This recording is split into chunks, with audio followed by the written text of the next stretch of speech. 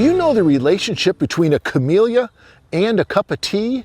Today, Southern Gardening is visiting the Great Mississippi Tea Company in Brookhaven, and I'm going to show you what they have in common. The camellia grown for tea is Camellia sinensis and evolved in southwestern China. It can flower anywhere from late summer into November and produces pretty white flowers with dense groups of bright yellow stamens. The flowers aren't used for making tea, but with beehives nearby, a delicious light-tasting tea honey is produced. In the garden, this camellia can grow to 10 feet, but for producing tea, the plants must be a manageable size to harvest the leaves.